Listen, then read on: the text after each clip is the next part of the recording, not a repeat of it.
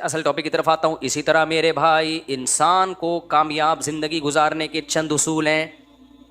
उन उसूलों का अल्लाह को पता है, अल्लाह के पैगंबरों को पता है, और जिन्होंने अल्लाह और पैगंबरों की तालीमात हासिल की हैं और अहलुल्लाह की सोहबत उठाई है, ये सिर्फ उनको पता चलता है कि खुशियाँ कहाँ से मिलती हैं और कौन कौन सी चीज़ों से खुशियाँ छिन जाती हैं। कामयाबियाँ, ओरिजिनल कामयाबी कहाँ से मिलती है और ओरिजिनल नाकामी कहाँ से मिलती है, ये इल्म अल्लाह ने सिर्फ अपने पास और पैगंबरों के पास। ये है असल कामयाबी। ये इल्म दुनियादारों के पास, ये जापान वालों के पास नहीं है, ये ऑस्ट्रेलिया वालों के पास नहीं है, ये इल्म अमेरिका वालों के पास नहीं है, ये नफ्सियाती डॉक्टरों के पास बोलो नहीं है, ये साइंसदानों के पास नहीं। अगर होता तो दुनिया में टेक्नोलॉजी में सबसे ज़्यादा तरक्की जापान ने की है, तो जापान बिल्कुल स्ट्रेस लेस और डिप्रेशन लेस और टेंशन लेस कंट्री होता। जापान में किसी भी किस्म की टेंशन का कोई सबब नहीं है, लेकिन फुल ऑफ टेंशन कंट्री अगर दुनिया में कोई है तो स्विट्ज़रलैंड है और उसके बाद जापान है। यहाँ रही मेरा ख्याल है बात समझ में, क्योंकि उनके कुछ चीज़ों में कॉन्सेप्ट क्लियर नहीं है। देखो, मैं मुख्तसर बात से बात समझाने की कोशिश करता हूँ। आपको पता है इंसान को दुनिया में अच्छी लाइफ गुजारने के लिए किस चीज़ की सबसे ज़्यादा ज़रूरत है, पता है आपको? यही नहीं पता आपको? पैसे की भी ज़रूरत है यकीनन, घर की भी ज़रूरत है, गाड़ी की भी ज़रूरत है, सवारी की भी ज़रूरत है, चिंची की भी ज़रूरत है, सेहत की भी ज़रूरत है। सबसे ज़्यादा ज़रूरत है रिलेशन की, मोहब्बतों की। इंसान तन्हाई वक्ती तौर पे बर्दाश्त करता है। बाय नेचर इंसान तन्हा पैदा नहीं हुआ। समझते हो कि नहीं समझते? और तन्हाई का मतलब ये नहीं है कि लोगों के बीच में आप बैठे हुए हो तो तन्हा नहीं हो, ना ना। अगर लोगों के बीच में आप बैठे हुए हो और उन लोगों को आपसे कोई लगाव नहीं है, मोहब्बत नहीं है, तो भी आप तन्हा हो। समझते हो कि नहीं समझते? तन्हा आदमी जो है ना, जिससे कोई मोहब्बत ना करे, चाहे वो मर्द हो या औरत, वो बर्बाद हो जाता है। ये मोहब्बत सिर्फ उन लोगों को मिलती है जो अल्लाह और रसूल से मोहब्बत करते हैं, ये मजहब पे चलते हैं। जो कौमें मजहब पे चलती हैं उनमें भी हो जाती है, जो नहीं चलती, जो अल्लाह को डिक्शनरी से निकाल देना, वो तन्हा रह जाते हैं। क्योंकि अल्लाह को आपने बीच से निकाल दिया, आखिरत को, जन्नत जहन्नम को निकाल दिया। असल में तो अल्लाह को निकालोगे तो ये सारी चीज़ें ऑटोमेटिकली निकल जाएंगी। तो फिर इंसान मादा परस्त बन जाता है। फिर इंसान क्या बन जाता है? फिर मादा ही उसका खुदा है। और जब मादा खुदा है ना, तो आपका रिलेशन उतना उस वक्त तक होगा जब तक आपके उससे मादी फ़ायदे हैं। जब फ़ायदे नहीं है तो रिलेशन गया तेल लेने। तो फिर ये मादी हयात बन जाएगी, ये मोहब्बतों वाली ज़िंदगी नहीं बनेगी। देखो, आदम अलैहिस्सलाम जन्नत में थे अकेले, तो क्या स्विट्ज़रलैंड जैसी लग्जरी, उससे भी अच्छी लग्जरी लाइफ नहीं मिली होगी आदम अलैहिस्सलाम को? मैं इस सवाल का जवाब दे रहा हूँ कि स्विट्ज़रलैंड में इतनी खुदकुशियाँ क्यों हो रही हैं? पता है आपको क्यों हो रही हैं? पहले तो बता दूँ, इतनी हो रही हैं कि उन्होंने इसको लीगल कर दिया है। स्विट्ज़रलैंड में वंस अपॉन अ टाइम, अबे हर आदमी का ख्वाब है ना स्विट्ज़रलैंड जाने का। क्या हो गया भाई? इधर तवज्जो, कैमरे को ना देखो। हर आदमी का ख्वाब है या नहीं है? बोलो ना। स्विट्ज़रलैंड में अगर आपको अभी घर मिल जाए, 1 मिनट भी अंडा मोड़ पे रहोगे? यार स्विट्ज़रलैंड, यार स्विस बैंक में अकाउंट और नेशनलिटी मिल जाए तो फिर आप कहोगे अब जन्नत में जाने की ज़रूरत ही नहीं है। लेकिन जो लोग स्विट्ज़रलैंड की जन्नत में रहते हैं, आज से चंद साल पहले इतनी ज़्यादा ख़ुदकुशियाँ करके मरते थे कि गवर्नमेंट ने पहले कहा कि भाई ये इलीगल है, ख़ुदकुशियों से लोगों को रोको। लोगों ने कहा जब इलीगल है तो मरने के बाद सज़ा मिलेगी ना। क्या ख्याल है? ये ऐसी चीज़ है जिसको रोकना, कानून के ज़रिए रोकना मुमकिन नहीं है। अरे भाई, ज़्यादा से ज़्यादा इस सज़ा पे हम क्या कर सकते हैं? फांसी। तो वो कह रहे मैं तो मरना ही तो चाह रहा हूँ मैं। अरे दुनिया में सबसे बड़ी सज़ा क्या समझी जाती है? फांसी।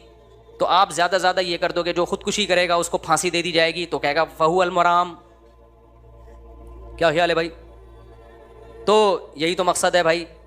तो कुछ ये मुमकिन ही नहीं है।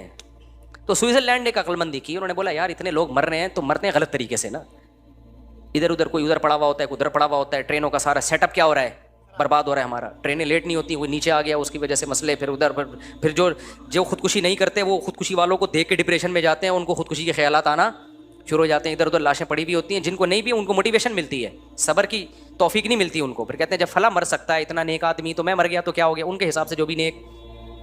तबलीग जमात एक दफ़ा गई, हाजी अब्दुल वहाब साहब रहमहुल्लाह ताला। मैं जब स्विट्ज़रलैंड में था तो मुझे वहाँ ये वाक़या सुनाया। स्विट्ज़रलैंड में जब मैं था ना, तो वहीं के मकामी मुसलमान ने मुझे ये वाक़या सुनाया जो मैं आपके सामने सुना रहा हूँ। उन्होंने कहा कि यहाँ कई साल पहले हाजी अब्दुल वहाब साहब आए थे तबलीग वालों ने बड़ी मेहनतें की हैं, कहाँ कहाँ नहीं गए। तो हाजी अब्दुल वहाब साहब को पता चला कि 2 बंदे हैं। हुआ ये, उनकी खिदमत में 2 गोरे लाए गए। वो गोरे क्या थे, वो पूरा उनका प्लान था कि हमने इतने बज के इतने मिनट पे इज्तिमाई तौर पे मर जाना है। जवान लड़के थे, शराब कबाब दौलत सब कुछ। तो किसी ने उनको बोल दिया भाई इधर ट्राई करके देख लो, एक बुजुर्ग आए में तो मरने से पहले एक ये लाइफ स्टाइल भी है। वो आ गए और अल्लाह का शुक्र है ख़ुदकुशी से भी बच गए, नेक बने, इतनी बड़ी बड़ी दाढ़ियाँ रखी, पूरी ज़िंदगी तबलीग के लिए उन गोरों ने, स्विट्ज़रलैंड के गोरों ने वक़फ़ कर दिया। पता नहीं कहाँ कहाँ गांव देहातों में उनकी तश्कील हुई होगी, स्विट्ज़रलैंड को छोड़कर। ऐसे तबलीग ने हज़ारों लोगों को ख़ुदकुशियों से बचाया, हज़ारों को। टेंशन से बचाने का प्रोग्राम गोरे के पास नहीं है, मौलवी के पास है, समझते हो। मेरे व्लॉग पे ना कल किसी ने कमेंट किए हुए थे कि मुफ्ती साहब के इतने बेगम, इतने बच्चे और फिर भी इतने खुश हैं। उनका ख्याल ये था ये तो इतनी जिम्मेदारियां, इतनी टेंशनों के बाद तो खुश रहना मुमकिन नहीं है। तो एक लाइफ स्टाइल ये कि टेंशनों के तमाम असबाब के बाद आप कह रहे हो कि खुश है। लेकिन मैंने जापानियों को देखा टेंशनों, और स्विट्ज़रलैंड वालों को देखा टेंशन का कोई सबब नहीं है, फिर भी क्या है टेंशन में। इसका मतलब कोई टेक्निकल फॉल्ट है ना आपके और हमारे नजरिए में, कोई फॉल्ट है भाई। तो ये मैन्युफैक्चरिंग फॉल्ट नहीं है, ये बाद में आपने पैदा किया है। वो फॉल्ट ये कि आप नेचर से हटने में सुकून तलाश कर रहे हो, और इस्लाम आपको नेचर की तरफ लेकर आ रहा है। बीवी बच्चे होना ये नेचर है इंसान की। ये टेंशन छोटी टेंशन है, बड़ी टेंशनों से बचाती है। खानदान होना, मोहब्बतें मिलती हैं इससे इंसान को। औलाद होना, बच्चे होना, भतीजे होना, भांजे होना, पोते होना, नवासे होना, बाप होना, भाई होना, बहन होना, चाचे होना, मामे होना, ये नेचुरल है। और वो जो है ना स्विट्जरलैंड, मैं और मेरा पैसा, ये नेचुरल नहीं है। इसमें पैसा तो होगा, रिलेशन नहीं होगा, मोहब्बतें नहीं होंगी। इससे हमारा वो गांव देहात का आदमी अच्छा है जो मंजी पे बैठते दूध निकाल के पीता है और मक्खन पे जिंदगी गुजार देता है, वो ज्यादा खुश है। समझते हो, उसके रिलेशन मजबूत हैं, मोहब्बतें हैं। गांव देहातों में तो गया हूं मैं, जापान स्विट्जरलैंड भी गया हूं, तो मैं कच्ची आबादियों में भी टाइम गुजारा है हमने बहुत ट्रैवलिंग की है। आज से थोड़ी मैं ट्रैवलिंग कर रहा हूं, मैं तो बचपन से ट्रैवलिंग कर रहा हूं। गांव देहातों में भी हमने टाइम गुजारा है, पहाड़ों पत्थरों में भी, बलोचिस्तान के खुश्क पहाड़ों में भी हमने टाइम गुजारा है। तो टेक्निकल फॉल्ट, तो स्विट्जरलैंड का मैं जल्दी खत्म कर दूं ना पहले। तो उन्होंने क्या किया मेरे भाई, कोई उधर चिपका हुआ है, कोई उस बिजली के खंभे से, उससे बिजली का मसला भी क्या होता है। और उनको देख देख के जो नहीं चिपक रहे उनको भी चिपकने का शौक बोलो पैदा हो रहा है। तो मजबूर होकर स्विट्जरलैंड की गवर्नमेंट ने यह किया कि यार एक काम जब हो ही रहा है तो तमीज से हो जाए, अच्छा नहीं है। तो उन्होंने फिर लीगल कर दिया। उन्होंने बोला रजिस्ट्रेशन करवाएं, और उसमें टाइम लगता है, रजिस्ट्रेशन में उसमें टाइम लगता है। वो कहते हैं आपने मरना ही है ना तो हम आपको बताएंगे कैसे मरना है, तमीज से मरो। भाई मरने का भी हर काम तमीज से होता है। हमारे यहाँ हर काम बदतमीजी से हो रहा है, क्या ख्याल है। गोरे में एक बड़ी क्वालिटी है, काम सही हो या गलत हो, लेकिन होता क्या है, लाइन में लग के तमीज से। तो उन्होंने कहा मरना है, जहन्नम में जाना है, लाइन में लग के जाओ जहन्नम में। ये नहीं उधर से पहले मैं कूदूंगा, तू पहले जहन्नम में कूदेगा। खुदकुशी करने वाला तो आग में जलता है। वो क्या, काफिर जब खुदकुशी करता है तो कुफर का गुनाह भी और खुदकुशी का गुनाह एक अलग से मिलता है उसको। जिस खुदा ने तुझे पैदा किया था उस पर तवक्कुल क्यों नहीं किया तूने, उस पर एतमाद क्यों नहीं किया, दुनिया को मुसाफिर खाना क्यों नहीं समझा, मेरी आयात पर ईमान क्यों नहीं लेकर आया, वो और जहन्नम की बड़ी आग में कूद रहा है। तो उन्होंने कहा तमीज से लाइन लगा के कूदो। ये हफरा तफरी, पहले मैं जहन्नम में घुसूंगा, अबू जहल से मैंने मुलाकात करनी वगैरह, मैंने मिर्जा गुलाम अहमद कादियानी से मेरी मुलाकात कल की तय हो चुकी है और आप अभी वो कर रहे हो। तो वो कहते तमीज से आप सबको, फिरौन से, हामान से और अबू जहल से और नमरूद से, मिर्ज़ा ग़ुलाम अहमद कादियानी से, इन तमाम लोगों से आपकी मुलाकात हमने पहले से, एक अपॉइंटमेंट है। इतने आदमियों से फिरौन एक ही टाइम पे नहीं मिल सकता। ये मैं इसलिए कह रहा हूँ कि आज हमारे यहाँ भी खुदकुशी का रुझान बढ़ रहा है। तो ये खुदकुशी करने वाला इस खुशफहमी में ना रहे कि मैं गमों से जान छुड़ा के बच जाता हूँ। और भाई तुम गमों से जान छुड़ाकर उससे बड़े गमों में अपने आप को धकेल देते हो। अल्लाह नहीं छोड़ेगा। अल्लाह के सामने ये उज़र नहीं है कि मैं बेरोजगार था। एक शख्स ने नबी के दौर में जिहाद में जख्मी हुआ और जख्मों की तकलीफ की वजह से अपना गला काट दिया। नबी ने फरमाया जहन्नम में। जख्मों की तकलीफ कम होती है क्या? तो आप किस खुशफहमी में हो कि आप अपने आप को मार दोगे तो आप बच जाओगे? ना, अल्लाह नहीं छोड़ेगा। अल्लाह जहां गफूर रहीम है, अजीजुन ज़ुंतिकाम भी है, वो इंतकाम लेने वाला भी है। कत्ल चाहे किसी और का हो चाहे अपना हो, ये जान कि हम खुद मालिक नहीं है, गैर मुस्लिम कहते हैं मैं अपनी, मेरा जिस्म मेरी मर्जी, गैर मुस्लिमों के नारे हैं। मुसलमान कहते हैं ना औरत का जिस्म पे उसकी मर्जी, ना मर्द के जिस्म पे उसकी मर्जी। ये हमें अल्लाह ने दिया है भाई। जब अल्लाह ने दिया तो वो जैसे कहेगा हम वैसे चलाएंगे विस्को। उसको कहना चाहिए, मैंने विस्को इसलिए कहा, लोग आजकल कह रहे हैं ये लफ्ज, कहते हैं ना विस्को, वब। एक साहब मुझे कहने लगे जब ये काम मैं करूंगा वब तुमने भी ये करना पड़ेगा। तो कुछ लुगतें हम लोगों से उधार ले रहे हैं। खैर, तो वो क्या किया, उन्होंने कहा भाई लाइन लगा के जहन्नम में जाएं। अब क्या हो गया कि सेटअप पूरा बना दिया उन्होंने, रजिस्ट्रेशन हो रही है, हम बिजली से मरना पसंद करेंगे या गैस से मरना पसंद, इज्तिमाई मरना। अल्लाह बचाए, मेरे को मजाक उड़ाना मकसद नहीं है, लेकिन अल्लाह हम सबको इस आज़ाब से बचाए। तो ये एक दूसरा पहलू है। ये क्या है भाई, एक दूसरा पहलू है। इस पहलू को नज़रअंदाज कर दिया जाता है। तो इसमें क्या चीज़ है जो सबसे अहम, रिलेशन ख़त्म हो गया। क्या ख़त्म हो गया? पैसा पैसा पैसा। अब लोग कह रहे हैं पैसा है तो अच्छी बीवी मिलेगी। गलत, 100% गलत है। मैंने एक बयान में कहा है कि पैसा होगा तो आपको अच्छी बीवी मिलेगी। उससे मुराद ये है कि आप जिसको अच्छी समझते हो, मालदार को आप अच्छी समझते हो, तो वो पैसे वालों को ही मिलती है। लेकिन अच्छी जो शरीयत की नज़र में अच्छी है भाई, वो अगर पैसा दे के आ रही है तो इम्कान है अच्छी भी हो सकती है और बुरी भी हो सकती है। हमने बहुत सारे गरीबों में ऐसी वफादार औरतें देखी हैं। हमारे एक जानने वाले थे, उनकी डेथ हुई, बहुत गरीब रक्षा चलाता था वो। जब उसके शौहर की डेथ हुई है, बूढ़े शौहर की, उसकी बीवी ने जाके उसके जूते सर पे रख लिए अपने गम से। हालांकि क्या घर में लाके कुछ टुकड़े, भूसी टुकड़े खिला रहा था घर में लाके। लेकिन औरत को अपने शौहर से मोहब्बत थी कि मेरा ज़िंदगी इस शख्स के साथ मैंने गुजार दी, आज ये आंखें बंद करके दुनिया से चला गया। हमारे जिस दोस्त ने ये वाक़या सुनाया, मैंने कहा यार ऐसी मोहब्बत अक्सर, 100% नहीं, अक्सर मालदारों में हमें नहीं मिलती, अक्सर नहीं मिलती। पैसे के मालदारों में तो ऐसे केस आ रहे हैं कि शौहर के पास पैसा गया तो बेगम भी गई।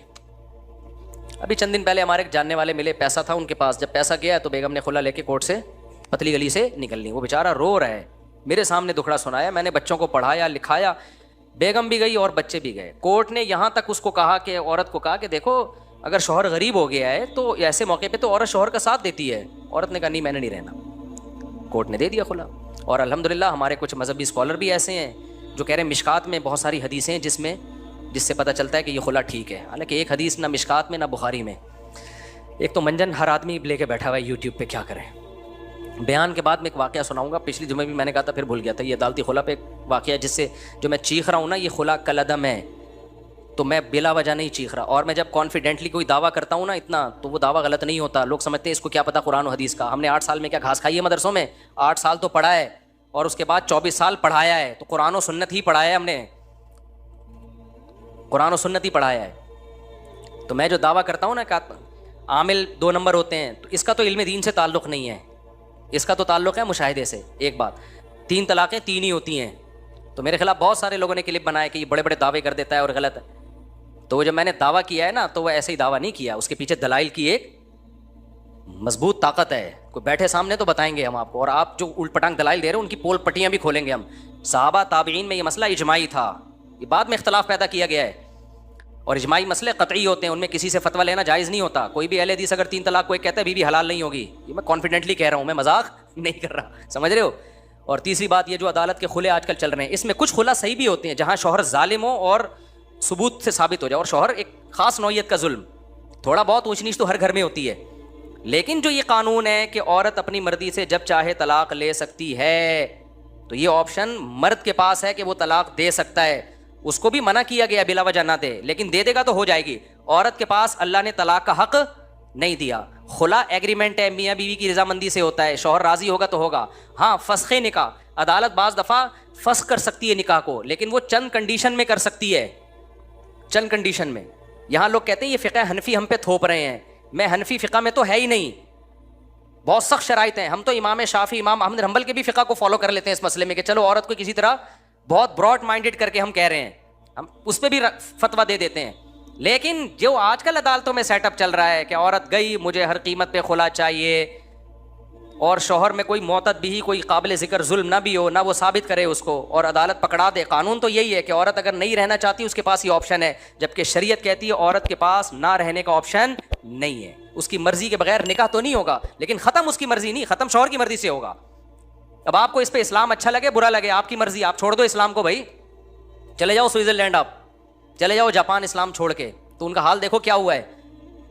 इसमें हिकमत क्या है कि औरत को शरीयत ने पाबंद क्यों किया है? ये हिकमतों पर मैं कई बार बयान कर चुका हूं। ये औरत के फायदे के लिए है, क्योंकि अगर इसके अगेंस्ट चलेंगे ना, औरत का बेड़ा गर्क हो जाएगा।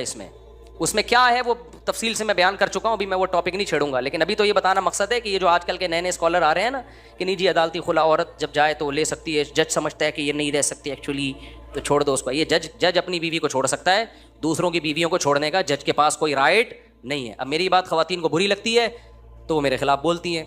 भाई मेरे खिलाफ नहीं बोलो, अल्लाह रसूल के खिलाफ बोलो। मेरे ख्याल मैं तो कुरान बयान कर रहा हूँ। लोग कहते हैं कि वो फलाने स्कॉलर ने हदीस नंबर पेश की है और उसमें तो लिखा हुआ है खुला औरत खुद भी ले सकती है, फलाने वो नंबरों से मुतासिर कर रहे हैं। मेरे भाई आपको उस हदीस का तर्जमा पढ़ लो तो पता चल जाएगा, क्योंकि इन कम वक्तों को तर्जमे भी नहीं आते, तर्जमे भी गलत कर रहे होते हैं बहुत दफ़ा। अरबी तो आती नहीं है इन लोगों को बेचारों को। तो कोई ऐसी हदीस नहीं है जिसमें होता है कि जज के पास राइट है कि वो जब चाहे औरत को खुला दे सकता है, जब भी औरत जाएगी। ऐसे कोई हदीस नहीं है। इस्लाम में औरत बाउंड होती है, समझ रहे हैं? इसमें बहुत सारी हिकमतें, औरत ही के फ़ायदे के लिए ये हिकमतें। अगर ख़वातीन को ऐसे राइट दे दिया जाए ना तो ख़ानदानी निज़ाम ख़त्म। वही जापान और ऑस्ट्रेलिया और अमेरिका वाला हिसाब बन जाएगा आपका फैमिली सिस्टम की ऐसी की। फिर इन ख़वातीन को बुढ़ापे में पता चलेगा कि हमारे साथ हो क्या रहा है। अभी परसों की बात है, परसों तरसों की बात है, खातून ने कहा कि बच्चे मेरे जो है ना, मेरी बेटी की शादी नहीं हो रही, मैंने खुला ले लिया था, बच्चे भी लेके चली गई मैं, तो अब जो है ना मेरी बच्चियों की शादी नहीं हो रही और ये है, और मियाँ तो रब्ता कर नहीं रहा। मैंने कहा आपको जाना ही नहीं चाहिए था, बच्चों की खातिर गुजारा कर लेती आप। हर घर में थोड़ी बहुत ऊंच नीच होती है कि नहीं होती? उस वक्त तो बड़े मजे लगे हुए थे कि नहीं जी एक्चुअली ये थोड़ा सा खर्चा कम दे रहा है और ये यूं कर रहा है, तो थोड़ी बहुत ऊंच नीच हर घर में होती है। बच्चे भी छीन लिए, मर्द ने फिर बच्चे छोड़ दिए तो उसने कहा मेरा इनसे कोई ताल्लुक। वो बेचारे ने पहले तो कोशिश की, नहीं मिले तो उसने कहा जाओ फिर। अब जब बच्चियां बड़ी होती हैं तो ये माएँ क्या होती हैं? परेशान। बच्चियों को तहफ़्फ़ुज़ बाप का काम है। तो बहुत बड़े मसाइल हैं भाई, आगे तो सारा सेटअप तबाह बर्बाद होने वाला है। इन स्कॉलर्स जो नए नए मार्केट में आ रहे हैं ना, बेड़ा गर्क कर दिया, बेड़ा ही गर्क कर दिया। तो दावे हैं, इन तिलों में तेल है नहीं, तो तलाक़ें तीन ही होती हैं। इसी तरह तरावी भी 8 रकतें नहीं होती। इस पर भी मैं बड़ा कॉन्फिडेंटली कहता हूँ, ये पता नहीं बाद में निकाला है। लोग क्या कहते हैं, सऊदी अरब के मुफ्तियों के हवाले देते हैं कि सऊदी अरब, पहली बात तो कि सऊदी अरब के सारे मुफ्ती ये नहीं कहते। आप उन मुफ्तियों से मिले हो जो आपके मतलब की बात कर रहे हैं। अब मेरा इरादा है मैं सऊदी अरब जाके एक व्लॉग बनाऊँ, वहाँ के दीनी मदारिस के, वहाँ के मेजॉरिटी उलमा क्या कहते हैं। सऊदी अरब के मेजॉरिटी उलमा 3 तलाक को 3 ही कहते हैं। सऊदी अरब के मेजॉरिटी उलमा 20 रकत तरावी को 20 कहते हैं, क्योंकि हुकूमत में वो लोग ज़्यादा आगे हैं जो फ़िक़्ह हम्बली से बहुत ज़्यादा उन्होंने शुज़ूज़ इख्तियार किया है, तो वो हुकूमती लेवल पे आगे हैं, इसलिए उनकी बात आगे आती है। लेकिन सऊदी अरब तो बहुत बड़ा है भाई, हम तो सारी दुनिया से हर एक से मिलते हैं। तो सऊदी अरब के भी आज भी उलमा की मेजॉरिटी, जो वहाँ के मदारिस के जो सही उलमा हैं, वो फ़िक़्ह हम्बली को फॉलो कर रहे हैं। वो कहते हैं तरावी 20 रकत होती है और वो 3 तलाक को 3 मानते हैं। मेरा इरादा है मैं सऊदी अरब जाके व्लॉग बनाऊंगा तो वहाँ के उलमा की राय भी शाया करूंगा, ताकि ये जो प्रोपेगेंडा हो रहा है ना। और दूसरी बात, अगर सऊदी अरब के सारे लोग भी कह दें भाई सऊदी अरब के उलमा क्या सहाबा से बढ़ गए? बोलो, ताबीईन से बढ़ गए हैं क्या? ताबीईन में, सहाबा में कोई एक हदीस दिखा दो जिन्होंने 8 रकत तरावी पढ़ी हो कभी। हज़रत उमर से एक रिवायत है, वो ज़ईफ़ है, और उसके ज़ईफ़ होने के दीगर असबाब में एक बड़ी सबब यह भी है कि अगर हज़रत उमर ने 8 पढ़ी होती ना, उस दौर में कहीं ना कहीं रूए ज़मीन पे 8 पढ़ी जा रही होती, कहीं भी नहीं मिलता हमें। फिर असलाफ ने तरावी को, तरावी का नाम जो दिया ना, ये देवबंदी बरेलवियों ने थोड़ी दिया है, तो असलाफ ने नाम दिया है। तरावी का लफ्ज़ बता रहा है कि 8 पे ये बैठता ही नहीं है। तरवीहा कहते हैं 4 रकतों को, तरावी तरवीहा की जमा अक्सा है, बहुत सारी 4 रकतों को तरावी कहा जाएगा। तो इसलिए जो आज क्या किया, उसका नाम चेंज करके सलातुल लैल कर रहे हैं उसको। सलातुल लैल भी तरावी ही है, जो भी रात में नमाज पढ़ी जाएगी वो तरावी ही, वो सलातुल लैल कहलाएगी। उसमें वितर भी है, उसमें तहज्जुद की नमाज भी, उसमें तरावी की नमाज भी। लेकिन वो सलातुल लैल जो नबी ने 3 दिन पढ़ी है जमात के साथ और फिर उसको छोड़ दिया, फिर हज़रत उमर ने उसको जिंदा किया, उस सलातुल लैल के बारे में आप कोई सही हदीस से दिखाओ जो बेगुबार हो, मुस्तरब भी ना हो कि नबी ने वो 8 पढ़ी हो, नहीं है आपके पास। तो ये आपकी फहम है कि आप तहज्जुद वाली हदीस को तरावी पे फिट करते हो, ये आपकी सोच है। तो आप कुरान और सुन्नत की जो तशरीह करते हो, उस तशरीह को आप उम्मत में नहीं मत थोपो। आप कहो ये मेरी पर्सनल राय है, तो ठीक है, आप अपनी राय पर अमल करें, हमें उस पर कोई कभी जो 8 पढ़ के जाता है हमने कभी रोका उसको, ठीक है, तुम्हारी राय है। उम्मत को आप वो बताओ जो सहाबा, ताबीईन और चारों इमामों की राय है, वो कुरान और सुन्नत को आपसे ज्यादा समझते थे। और अगर आपने उम्मत को सऊदिया के मुफ्तियों की राय देनी है, तो सऊदिया के आज के मुफ्ती भी हैं और सऊदिया के 100 साल पहले के मुफ्ती भी हैं, जो 1400 साल से चले आ रहे थे। 1400 साल से जो सऊदिया मुफ्ती चले आ रहे थे, वो तरावी को 20 रकतें कहते थे। और 3 तलाक को क्या कहते थे? 3। अभी मेरा 3 तलाक पे चैलेंज गया है ना, बस ये करके बात खत्म करता हूँ। चैलेंज गया है ना, कहीं भी नहीं है 3 तलाक़ें एक होती हैं। उस चैलेंज के बहुत सारे लोग जवाब दे रहे हैं। एक ने कमेंट में किया कि जी मुफ्ती साहब, अब UAE ने भी 3 तलाक़ों को एक किया हुआ है, और इंडिया ने भी 3 तलाक़ों को एक कर दिया है, मिस्र ने भी 3 को एक कर दिया है। सिर्फ ये इंडिया पाकिस्तान के मुफ्तियों पे ही शामत आई हुई है, ये जुमूद से हटते नहीं हैं। शुक्र है इंडिया पाकिस्तान के मुफ्ती जुमूद से हटते नहीं हैं, वरना जो काम UAE कर रहा है, दुबई अबू ज़हबी कर रहा है, वो तुम्हें कुरान और सुन्नत लग रहा है। जो इंडिया कर रहा है वो क्या लग रहा है? जो खुलफाए राशिदीन, सहाबा, ताबीन, खिलाफत उस्मानिया, बनु अब्बास की खिलाफत, बनु उमैया की खिलाफत, और तमाम फुक़हा, इमाम बुखारी भी उसी के कायल, मुहद्दिसीन भी उसी के कायल, ताबीन भी उसी के कायल, उसको तुम कह रहे हो देवबंदियों की राय है ये। तो बड़े भाई बड़े मसाइल हैं, इसलिए मेरे भाई मंजनों से मुतासिर मत हो। कुरान और सुन्नत हम थोड़ी कहते हैं हमें फॉलो करो, देवबंदियों को फॉलो करो या बरेलवियों को फॉलो करो। हम कहते हैं सहाबा ताबीन को फॉलो करो, अइम्मा अरबा को फॉलो करो। ये कोई देवबंदी बरेलवी थोड़ी थे। एक साहब मुझे बार बार मुझे कह रहे हैं, आप मुफ्ती साहब आप देवबंदियत की दफ़ा कर रहे हैं एक मसले में ना। हम उलमा देवबंद को इसलिए फॉलो कर रहे हैं कि वो कुरान और सुन्नत को फॉलो कर रहे हैं। तो असल कुरान और सुन्नत ही है, वो कर उलमा देवबंद रहे हैं तो मजबूरी है हमारी उनको फॉलो करना। नहीं कर रहे होते तुम छोड़ चुके होते। हाँ, अगर कोई आलिम देवबंद का आलिम गलती कर रहा है तो हम उस गलती में उसको थोड़ी फॉलो करते हैं। बहुत सारे उलमा देवबंद हैं जो आजकल हैं, जो बिदअतें बहुत सारी लेके चल रहे हैं, हम नहीं मानते उनको, क्योंकि हमने कलमा नबी का पढ़ा है। लेकिन आप जब हम कुरान और सुन्नत की बात करते हैं, सहाबा ताबीन की बात करते हैं, और कहते हैं चारों इमामों ने कुरान और सुन्नत को ज़्यादा समझा, जब उनकी बात करते हैं तो लोग हमें कहते हैं देवबंदियत का मंजन बेच रहा है। यह आपका एक नारा है, ये आपका एक मंजन है जो लोगों को आप बेवकूफ़ बनाने के लिए इस्तेमाल करते हो। 20 रकत तरावी उलमा देवबंद का फतवा नहीं है, ये सहाबा ताबीन तबा चारों इमामों का फतवा है। समझते हो, शुरू में कुछ इख्तलाफ था लेकिन बाद में क्या हो गया? इजमा हो गया। जब एक दफ़ा इजमा हो गया अब उसके इख्तलाफ ठीक नहीं है। इसी तरह ये जुम्मे का खुतबा जो आजकल बहुत से मुल्कों में अरबी में नहीं हो रहा, मकामी ज़बान में हो रहा है, तो लोग इस पर भी दलाइल देते हैं। मैं कहता हूँ सहाबा ताबीन पूरी दुनिया में गए, फ़ारसियों में भी उन्होंने जाके खुतबे दिए। कोई एक रिवायत दिखा दो कि उनकी मकामी ज़बान में खुतबा दिया हो। खुतबा हमेशा से आलम इस्लाम में अरबी में होता आ रहा है। अब आप अकली दलाइल देते हो कि खुतबा तो एक वाज़ो नसीहत है, वाज़ो नसीहत तो उसी ज़बान में, ये अकली दलाइल हैं। समझते हो, सहाबा ताबीन तबा ताबीन जो उम्मत चली आ रही है ना जिस ट्रैक पर, उसको फॉलो करने का हुक्म है। खैर ये मसला इख्तलाफी उर्दू में भी दे दो, हमें कोई एतराज़ नहीं है।